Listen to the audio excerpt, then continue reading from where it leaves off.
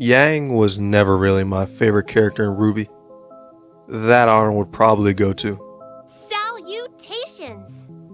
And in terms of Team RWBY itself, I still would have to say that RWBY took the top spot due to her energetic personality, which is made even more entertaining due to some phenomenal voice acting. For Yang though, it always felt like she worked best when she played off of other characters, with the few times where she was on her own being fairly unremarkable, as they all just had her say some one-liners, then get beat up a bit and go Super Saiyan to win, right? And I fully expected that to just be her whole shtick all throughout RWBY. That's what I was thinking right up until Volume 3, Episode 11, where there's the same setup that we've seen before, where a friend's in trouble, so she powers up to take the villain down, and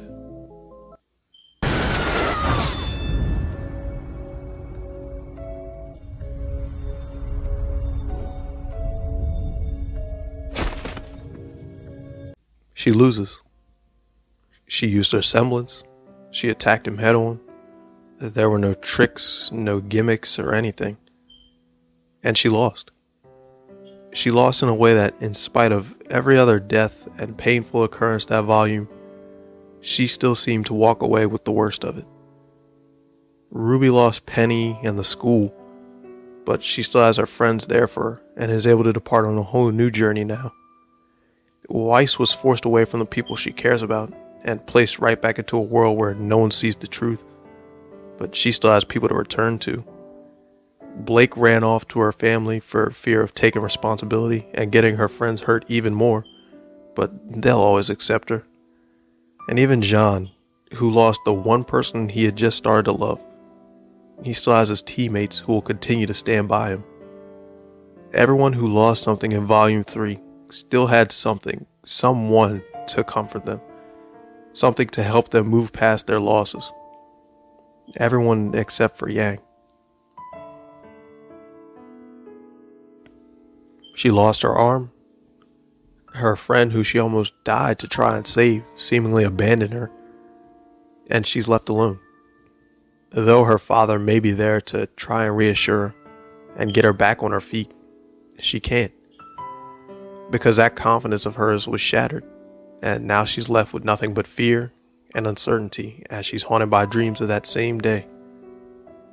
And that's what I enjoyed the most about Volume 4. How it handled defeat and the effect it had on the characters. One of the biggest things I've come to despise is when characters fail or tragedies occur or something happens that should be a point of growth for them, only for them to do nothing and still be rewarded anyway.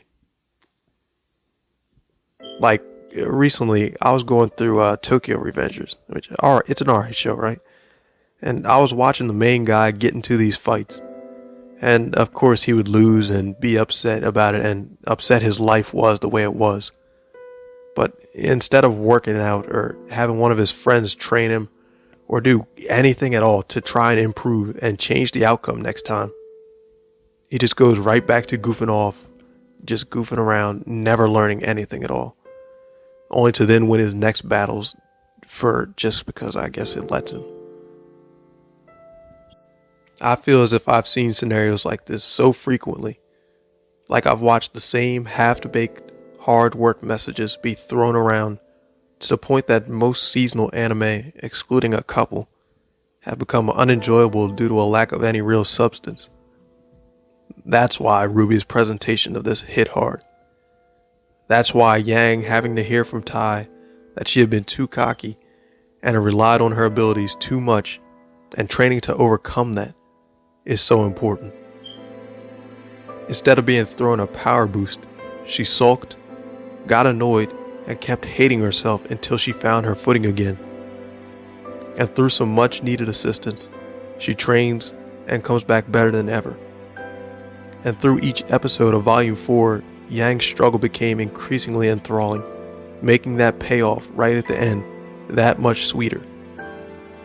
It's imperative that when you're writing a story, you take the time to create meaningful obstacles for the characters to overcome, especially with stories containing vast worlds and ambitious heroes.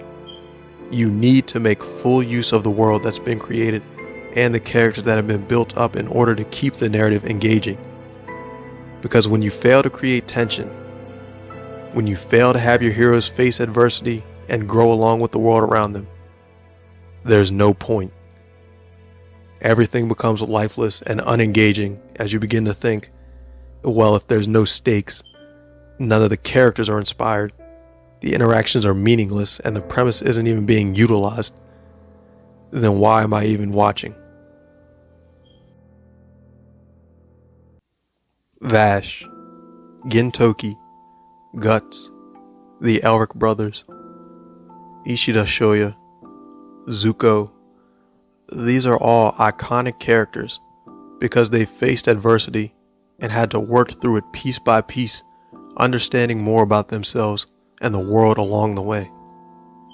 The reason I bring these characters up is because as I watched Yang through Volume 4, those are the characters I started to think of. And not saying that RWBY is better than any of those or anything, like, hold your jets. But that for a series I picked up by chance, something I literally started watching one night when I was bored, that I expected to be some nonsense I would forget moments later. It caught me off guard. What was just some good fun with refreshingly witty dialogue and some smaller hints of character growth and a larger narrative bloomed into something much more impactful as it hit its stride with volumes 3 and 4. With all of our heroes recognizing their failures and trying to learn from them to prevent future atrocities.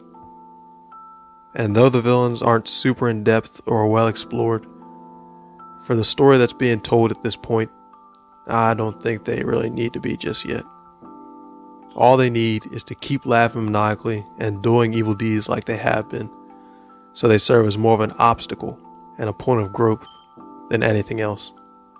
With characters like Yang suffering from those villainous actions and taking them to heart so that future encounters are more intense than ever with legitimate stakes involved. So that characters like Jean can keep improving though they may suffer along the way. That's how you craft a meaningful story. That's why Yang Xiaolong and the importance of defeat in her story ended up being my favorite character this volume.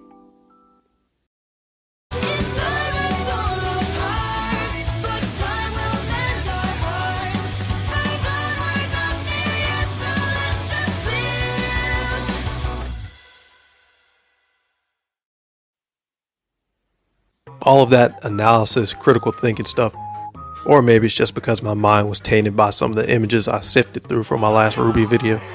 RWBY, is that my book? This is filth! Filth! Ah! Can I have my book back? Later! Secret desire.